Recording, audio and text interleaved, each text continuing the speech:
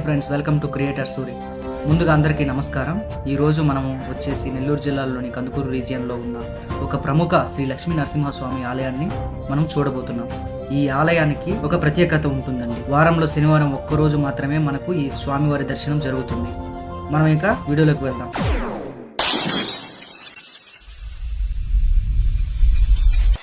నా అల్లుడు నా మేనకోడలకు పుట్టెంటుకలు తీయడానికి ఇక్కడికి మేము శుక్రవారం ఇక్కడికి వచ్చాము. ఇక్కడ ఉండే ఇల్లులు అద్దెకు కూడా ఇస్తారండి. ఒక రోజుకి వీళ్ళు 500 నుండి 600 రూపాయల వరకు ఛార్జ్ చేస్తారు.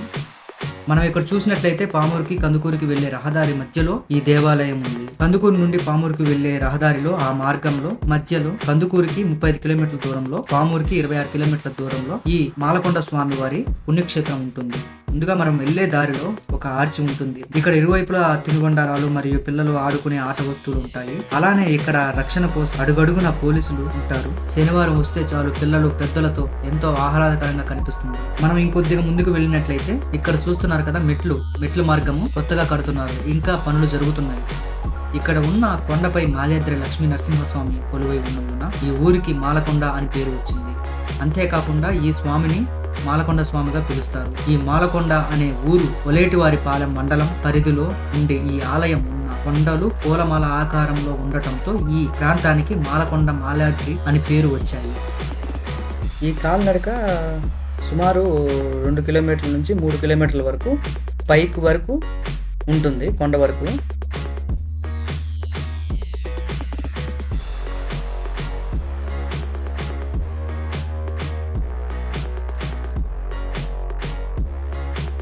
ఇక్కడ చూస్తున్నారు కదా, ఈ మార్గం కింద నుండి వెహికల్స్ లో డైరెక్ట్ గా పైకి రావచ్చు. మరియు ఇక్కడ పార్కింగ్ చేసుకునే సదుపాయం ఉంది. అంతేకాకుండా వీరు ఫ్రీ బస్సు సౌకర్యం కల్పిస్తారు. నడవలేని వాళ్ళు, వృద్ధులకు ఈ యొక్క ఫ్రీ బస్సులు ఉంటాయి.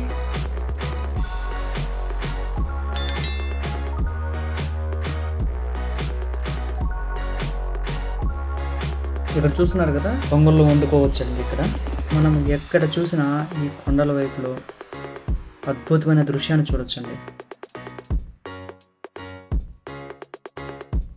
ఇదేనండి ముఖద్వారం. ఇక్కడి నుంచి లోపలికి వెళ్తున్నాం.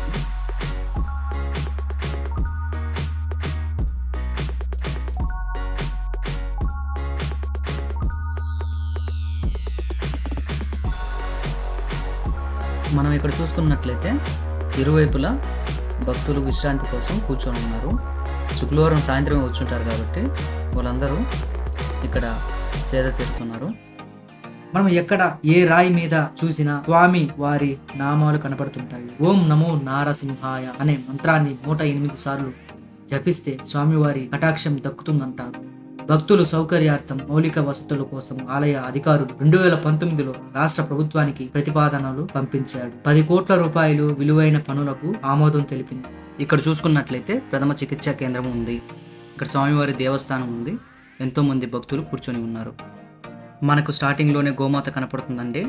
ఎంతో మంది భక్తులు పూజిస్తారు ఆ గోమాతను. నా అల్లుడికి మేనకోడలికి పుట్టెంటుకలు తీయడానికి వెళ్తున్నాము. ఇక్కడ చూడవచ్చు, ఎంతో మంది స్వామివారికి తలనీలాలు ఇచ్చి తిరిగి స్వామివారి దర్శనం కోసం వెళ్తున్నాం. ముందుగా మనము ఇక్కడ టికెట్ తీసుకోవాలి. ఆ తర్వాత తలనీలాలు స్వామికి ఇస్తారు. నా మేనకోడలతో కాసేపు అలా సరదాగా. అసలు మా అల్లుడైతే స్వామివారికి తలనీలాలు ఇచ్చేంతటి వరకు ఏడుస్తూనే ఉన్నాడు. మేనకోడలైతే ఎంతో చక్కగా మారం చేయకుండా ఉంది. మొత్తానికి అందరం స్వామివారికి తలనీలాలు ఇచ్చాము. మరలా తిరిగి స్వామివారి దర్శనానికి బయలుదేరుతున్నాము. ప్రతి శనివారం వేలాది భక్తులతో ఈ ఆలయం కలకలలాడుతుంటుంది.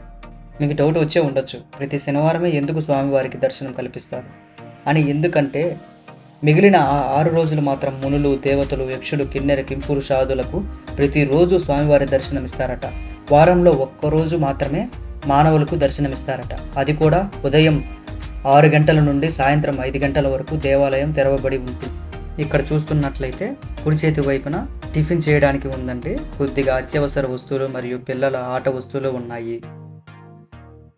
దర్శనాలకు వెళ్తున్నామండి. ఇక్కడ నుంచి టికెట్స్ తీసుకొని స్వామివారి దర్శన మార్గము, అలానే ఇక్కడ ఉచిత దర్శన మార్గము వెళ్ళు దారి ఉందండి.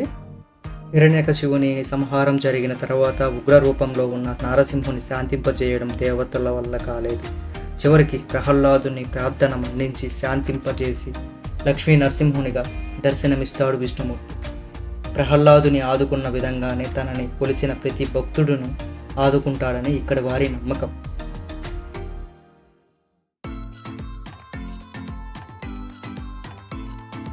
శ్రీ మల్లేశ్వర స్వామి దేవస్థానము దారి ఉందండి. ఇక్కడ దారి పొడుగున ఎన్నో దేవస్థానాలు కనపడుతుంటాయి.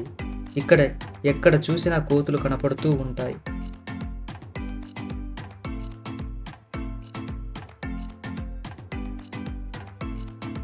ఇక్కడ ఫోటో తీసే వాళ్ళు కూడా ఉంటారండి.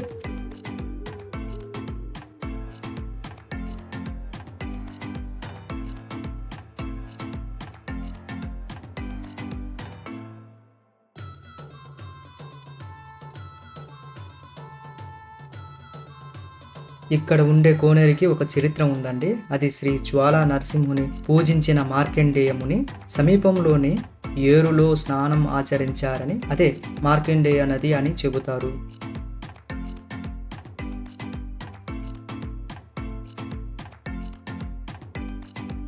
దీనిని గొడుగురాయి బండరాయి అని పిలుస్తారు. సంతానం లేని స్త్రీలు వరుసగా 3 శనివారాలు భక్తి శ్రద్ధలతో శ్రీ స్వామివారికి పూజిస్తే సంతానం కలుగుతుందని పరిసర ప్రాంతాల ప్రజల ప్రగాఢ విశ్వాసం. ఇక్కడ నుంచి కుడివైపునకు వెళ్ళాలి. మనకి ఇక్కడ కనపడుతుంది కదా, వీళ్ళు చిలక జోస్యం చెప్పేవాళ్ళు. ఈ దారి మార్గం నుండి ఎడమ చేతి వైపు పైకి వెళ్ళాలి. మనకు దారి పొడుగున కనపడుతుంటాయి పెద్ద పెద్ద కండరాలు ఉన్నాయండి. మనము ఎంతో ఆశ్చర్యానికి లోనవుతాము.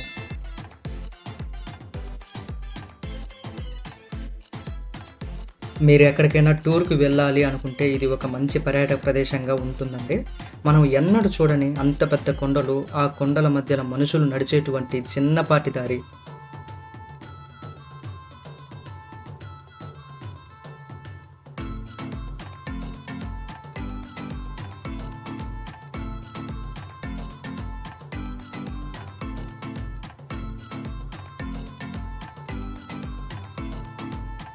ఈ కొండపై ఉన్న మరో విచిత్రమైన శ్రీ మహాలక్ష్మి దేవత స్వామివారిపై కోపంతో ఆమె దృష్టికి కొండ 2గా చీలిపోయింది. ఆమె కొండపై వెళ్ళి కూర్చున్నట్లు పురాణాల్లో చెప్పినట్లు అద్భుతమైన కొండల మధ్య అంతరం, ఇరుకైన మెట్ల దారి. ఈ దారిలో కొద్దిగా లావుగా ఉన్నవారు కూడా సులువుగా నడవగలిగేలా అద్భుతంగా కనిపిస్తుంది భక్తులకు.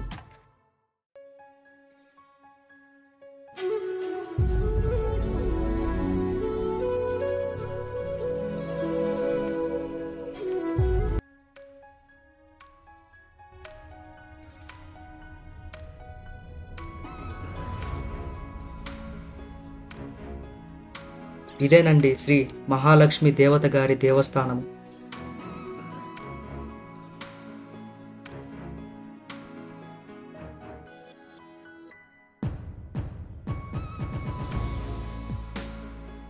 ఒక్కసారి ఇలా చూడండి, ఎంత అందంగా కనపడుతుంది ఈ దృశ్యం. వామ్మో, నిజమే చెప్తున్నానండి, ఎంత అందంగా ఉంది అంటే ఇది మాటల్లో వర్ణించలేను.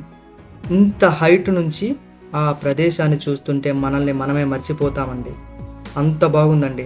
ఒక్కసారి ఆలోచించండి, పెద్ద కొండ, ఆ కొండపైన గుడి, ఆ గుడి చుట్టూ అందమైన పచ్చని అడవి చెట్లు, ఎంత బాగుంటుందండి. ఆ ఫీల్ ఉంటుంది చూడండి, వేరే లెవెల్. దూరంగా కనపడుతున్న కొండలు ఎంత అద్భుతంగా ఉంది.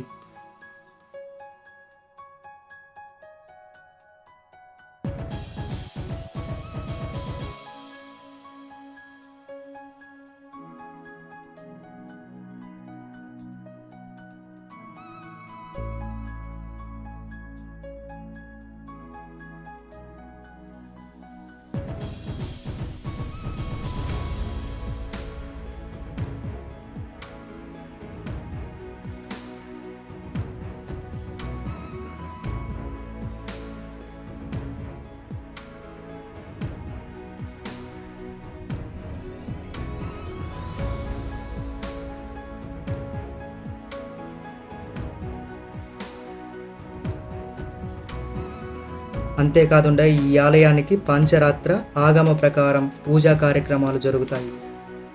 ఇక మేము తిరిగి కిందకి వెళ్తున్నాము. అంతేకాదండి, మన నెల్లూరు జిల్లా, ప్రకాశం జిల్లాలలోని వారు మరియు తమిళనాడు, కర్ణాటక వంటి ఇతర రాష్ట్రాల నుండి చాలా మంది భక్తులు వచ్చి శ్రీ స్వామివారిని పూజిస్తారు.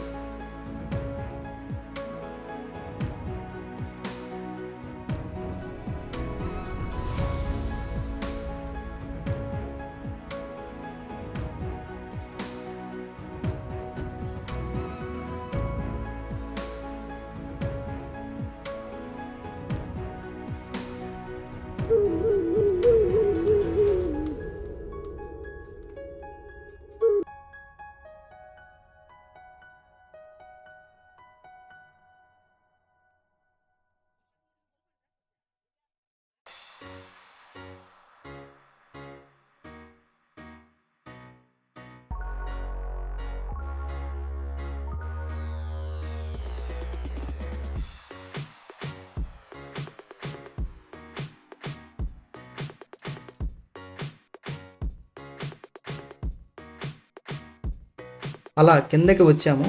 ఇలా స్ట్రైట్గా కిందకి వెళ్ళాలి.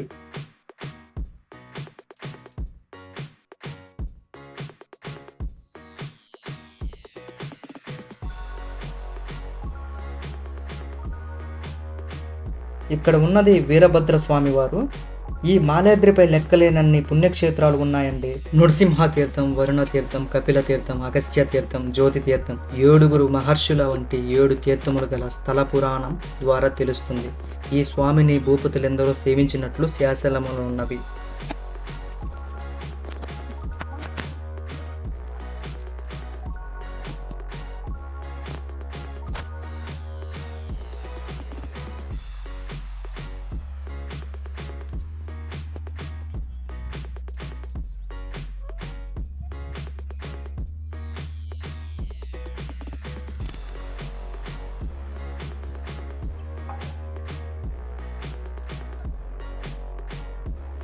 విజయనగర ప్రభువుగా అచ్యుత దేవరాయలు, రెడ్డిరాజులు, చండీ సంస్థానాధీశులు ఈ స్వామి వారిని సేవించి ధన్యులైరి. వారు స్వామికి చేసిన సేవలన్నీ శాసన రూపంలో ఉన్నవి. ఇక్కడ ప్రత్యేక కార్యక్రమాలు కూడా ఉంటాయండి.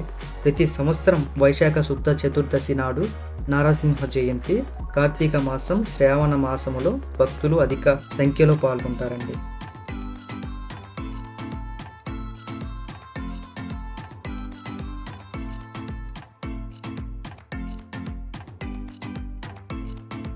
ఇదేనండి శివాలయానికి వెళ్ళు దారి.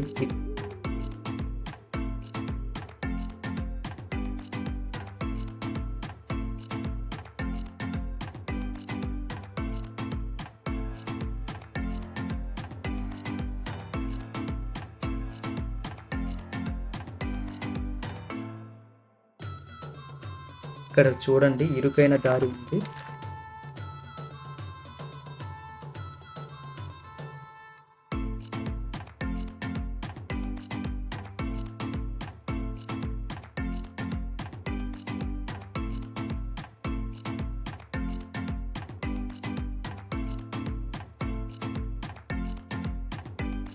విశాలమైన గుహలో ఒకే రాయి కింద శివలింగం ప్రతిష్ఠించబడి శివకేశవు ఒక్కడే అనే ఆధ్యాత్మిక అనుభూతిని కలిగిస్తుంది. కొద్దిగా పక్కన నుండి దారి పైకి ఉంది. ఆ దారి సరిగ్గా లేదు, కానీ ఎంతో జాగ్రత్తగా పైకి వెళ్తున్నాము. గోవింద గోవింద నామస్మరణ వినపడుతుంది.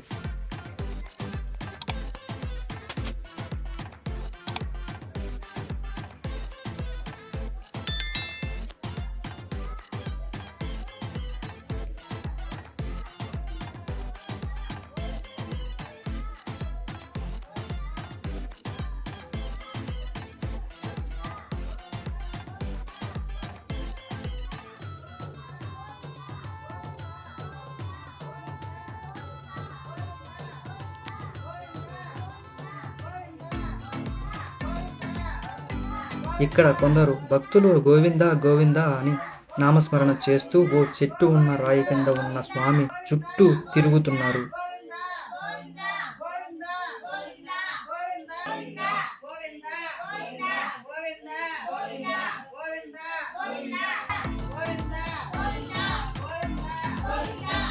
మరలా తిరిగి కిందకి వచ్చాము. ఇక్కడ నుంచి తిరిగి కిందకి వెళ్తున్నట్లయితే పార్వతీదేవి మఠం కనపడుతుంది. ఇదే చివరి దేవాలయం.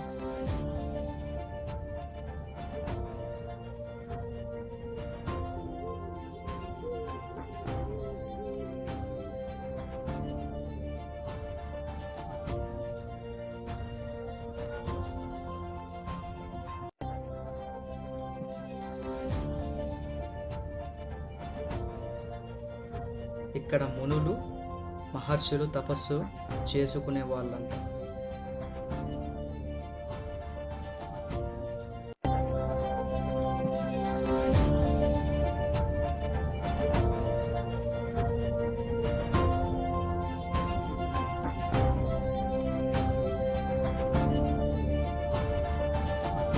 ఈ వీడియో మీకు నచ్చినట్లయితే లైక్ చేసి సబ్స్క్రైబ్ చేయండి. Thank you my friends.